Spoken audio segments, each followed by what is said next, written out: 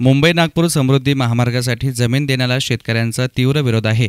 तरीही प्रशासनाकडून बळजबरीने जमीन संपादनाची प्रक्रिया राबवली जाते. या विरोधात समृद्धी बाधित शेतकरी आणि समृद्धी महामार्ग विरोधी संघर्ष समिती कोपरगावच्या वतीनं जंगली महाराज आश्रम नजीक पुंतंबा दौऱ्यावर आलेल्या शिवसेना पक्षप्रमुख उद्धव ठाकरेंना निवेदन देण्यासाठी थांबवलं होतं. याप्रसंगी समृद्धी महामार्गात शेतकऱ्यांवर अन्याय होणार नाही याचं मी वचन देतो, मात्र शेतकऱ्यांना तुम्ही मला एकजूट राहण्याचं वचन द्या, असं उद्धव ठाकरेंनी संबंधित शेतकऱ्यांना सांगितलं. येवला येथून शिवसेना पक्षप्रमुख उद्धव ठाकरे यांचे जंगली महाराज आश्रम येथे 3 वाजता आगमन झाले. यावेळी त्या ठिकाणी उपस्थित असलेल्या समृद्धी महामार्ग बाधित शेतकरी आणि समृद्धी महामार्ग विरोधी संघर्ष समितीच्या कार्यकर्त्यांनी जमीन आमच्या हक्काची नाही कोणाच्या बापाची, समृद्धी महामार्ग रद्द झालाच पाहिजे, शेतकऱ्यांच्या घरादारावर नांगर फिरवणाऱ्या सरकारचा निषेध असो, शेतकरी एकजुटीचा विजय असो, नाही देणार आमची जमीन नाही देणार, प्रशासनाच्या हुकुमशाहीचा निषेध असो, अशा घोषणांनी परिसर दणाणून सोडला होता. याप्रसंगी उद्धव ठाकरे म्हणाले की निवेदन ही औपचारिकता आहे. तुमच्या व्यथा मला माहिती आहे, म्हणूनच मी इथे आलो. तुमचा न्याय हक्काचे गाऱ्हाणे माझ्यासमोर मांडले आणि अपेक्षा व्यक्त केली. तुम्हाला न्याय शिवसेनाच मिळवून देईल, हा मोठा विश्वास तुम्ही माझ्यावर टाकला. राज्याची राजधानी आणि उपराजधानी जोडले जाणार हे राज्याच्या दृष्टीने चांगलं आहे, पण समृद्धी या गोंडस नावाखाली शेतकरी बांधवांची विल्हेवाट लागणार असेल तर ही भलती सलती समृद्धी मी कधीही खपवून घेणार नाही.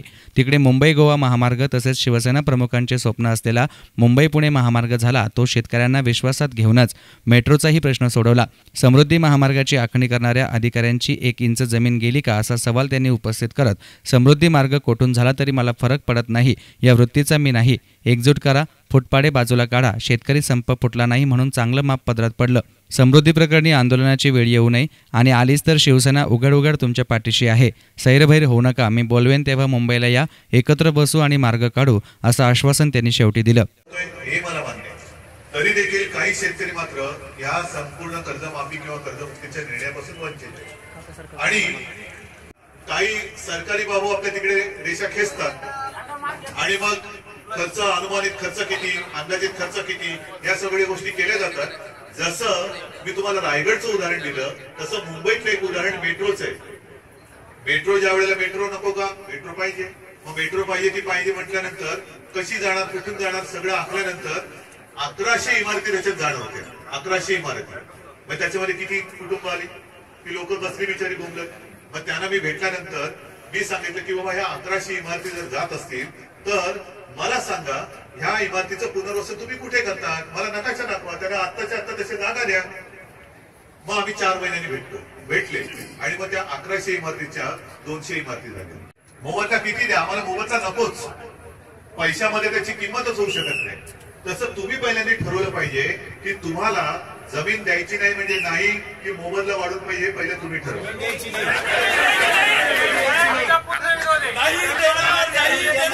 ऐका, कारण काय होतं, काही वेळेला हाही अनुभव आलेला आहे की तुमची जबाबदारी मी घेतो.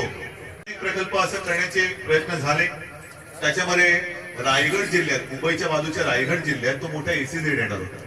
त्याही वेळेला शेतकऱ्यांची हीच बोंब होती.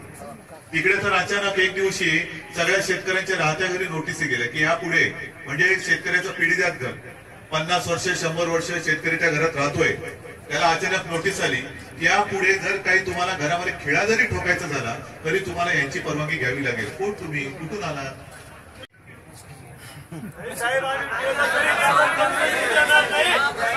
तसं होतं का म्हणे, नाहीतर मी लढत पुढे जाईन आणि सरकार म्हणेल की कोणासाठी लढतोय, हे काय कोणीच काय मागे. तसं नाही होतं.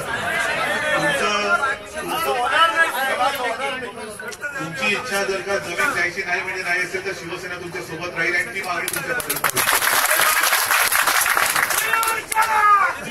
आणि म्हणून मला असं वाटतं, मगाशी जे तुम्ही सांगितलं ना, जरा जास्त संख्या नको, 2-4 लोक, ही 2-4 लोक कोणाबरोबर याचा मामला असतो.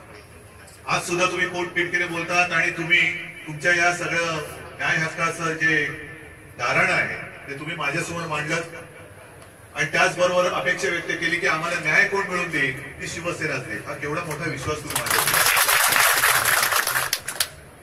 समृद्धी महामार्ग नाव खूप चांगलं आणि माझी अपेक्षा अशी आहे किंवा माझी मागणी अशी आहे की कदाचित महाराष्ट्र देशातलं एखाद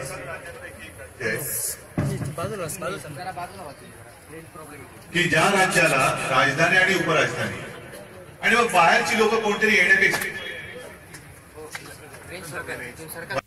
न्यूज रिपोर्टर किरण वाबळे, एसएन मीडिया, कोपरगाव.